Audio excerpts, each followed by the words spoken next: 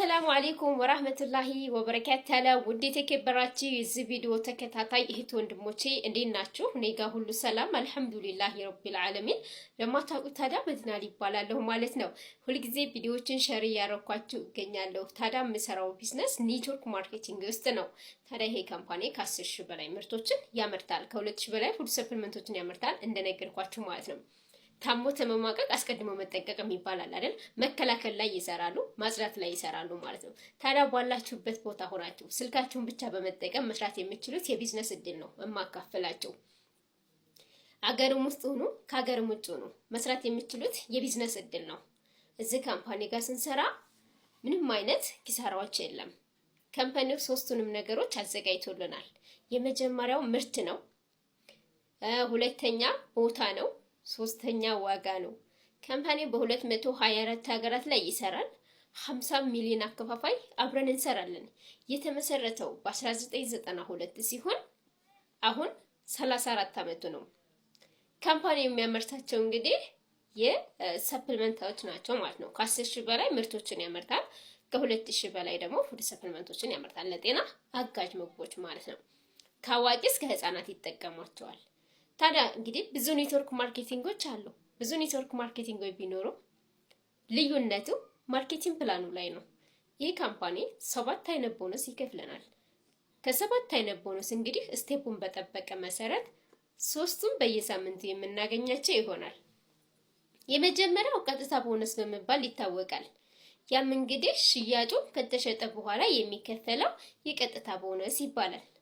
ሁለተኛው ደግሞ የማዛመድ ጉርሻ ነው። እሱን እንግዲህ የሚወስነው የተነሳችሁበት ፓኬጅ ይለያል። ጎልድ ፓኬጅ፣ ሲልቨር ፓኬጅ፣ ፕላቲኒየም፣ ትሪያንግል ጎልድ፣ ትሪፕል ጎልድ የሚባሉ ፓኬጆች አሉ። እነሱን ገዝታችሁ ነው የምትቀላቀሉት።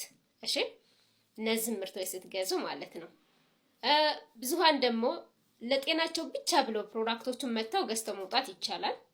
ቢዝነሱን በቀጣይነት ገቢ ለማግኘት እንደ 50 ሚሊዮን አከፋፋይ መስራት ይቻላል።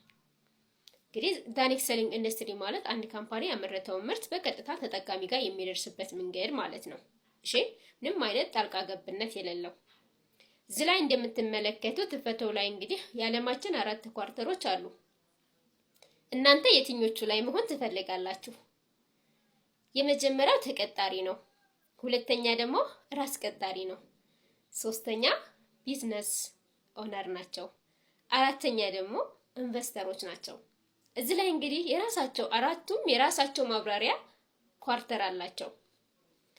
የመጀመሪያው 8 ሰዓት ድረስ ይሰራሉ። ሁልጊዜ ለገንዘብ ይሰራሉ 16 ሰዓት። ነገር ግን ምን የላቸውም? ጊዜ የላቸውም።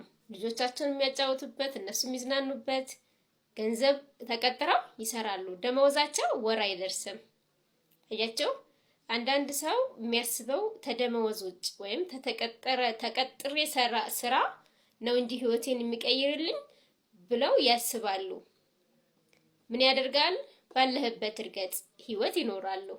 እንደዛ እያለ እድሜ ይገፋል ማለት ነው።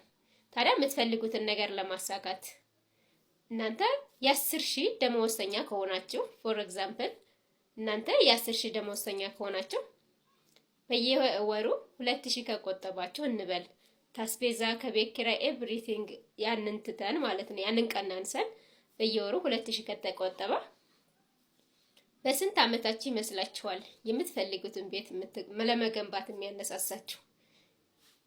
እድሜያችሁ 60 50 ቤት ስትሆኑ ያንን ቤት እንደገና ለመገንባት ትነሳላችሁ። ያ ቤት ደግሞ የሚገነባው ያ የተጠራቀመ ብር ብቻ አይበቃም። ለምን? እናንተ ጥሮታ ትወጣላችሁ ማለት ነው። እሺ፣ ስለዚህ እዚህ ካምፓኒ ጋር በመስራት ደግሞ እነዛን የምትፈልጓቸው ህልሞቻችሁን በጋራ በመስራት ማሳካት የምትችሉት የቢዝነስ እድል ነው። ቢዝነስን ስንሰራ ቢዝነስን መምረጥ አለብን። ታዲያ ይሄ ቢዝነስ ኔትወርክ ማርኬቲንግ እንግዲህ የ21ኛው ክፍለ ዘመን ምርጥ ቢዝነስ ተብሎ የሚታወቅ ነው። ብዙ ወጣቶች ስኬታማ እየሆኑበት ያሉ ናቸው። ታዲያ እናንተስ? እዚህ ላይ በነገራችን ላይ ወጣቶች ብቻ አይደለም፣ ሁሉም ሰው እናት፣ አባት፣ ወንድም፣ እህት፣ ትልቅም ሆነ ትንሽ ህፃንም ልጅ መሳተፍ ይችላል። እድሜው አይከለክልም። የትምህርት እውቀትንም አይጠይቅም። ቦታም አይገድብም። መስራት ትችላላችሁ። ስለዚህ ደግሞ ሁለተኛው ኳርተር ላይ ስንሄድ እንትን ናቸው፣ ሰልፍ ኤምፕሎይ የራስ ተቀጣሪ ናቸው። ታዲያ ሁልጊዜ እዛ ሱቅ ውስጥ ካሉ ገቢ ያላቸው፣ ካልሆኑ ግን ገቢ የላቸውም።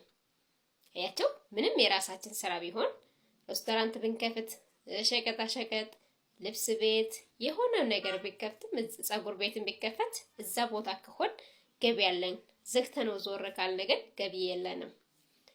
ወደ ቢ ላይ ስንመጣ ደግሞ ቢዎች ደግሞ ቢዝነስ ኦነር በቲም ወርክ ይሰራል።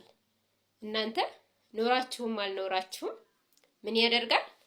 በቲም ወርክ ስለሆነ የሚሰራው ብቻቸውን ስለማይሰራ ግንባታ ገንብታችኋል ማለት ነው። ወደ ኢንቨስተር ላይ ስንመጣ ታዲያ አሁን ወደ ኢንቨስተር ከመምጣታችን በፊት አሁን እኔ እየሰራሁት ያለ ኢንዱስትሪ ቢ ኳርተር ላይ ባለው ነው። እኔ ብቻ አይደለሁም 50 ሚሊዮን አከፋፋይ የዓለም እንግዲህ ቢዝነስ ኦነሮች ሁላ የሚሰሩበት ቢ ላይ ነው ማለት ነውና ስለዚህ የእናንተ ምርጫ የትኛው ነው? ኮሜንት ላይ አስቀምጡልኝ። ለመስራት ታዲያ ዝግጁ ለሆናችሁ ላይ ባለው WhatsApp ቁጥር አናግሩኝ። ለመስራት ዝግጁ ለሆናችሁ መለወጥ ለምትፈልጉ ብቻ እሺ። ወደ ኢንቨስተሮች እንንጣ። ኢንቨስተር ማለት ገንዘባቸው ገንዘብ የሚያመጣ ነው። ኦሬዲ ምን ብለዋል? ገንብተው ስለጨረሱ ገንዘባቸው ገንዘብ ያመጣል። ሌላ ነገር አንድ ሀገር ላይ ሄደው ኢንቨስት ቢያደርጉ ምን ይዞላቸው ይመጣል? ገንዘባቸው ገንዘብ ያመጣል ማለት ነው። እናንተ እዛ ደረጃ ደርሳችኋል እንዴ? የደረሳችሁም ልትኖሩ ትችላላችሁ፣ እርግጥ ነው። ስለዚህ እንኳን ደስ ያላችሁ የደረሳችሁ። ያልደረሳችሁ ደግሞ ለመድረስ በእርግጠኝነት የጊዜና የገንዘብ ነፃነት ለማግኘት ትፈልጋላችሁ።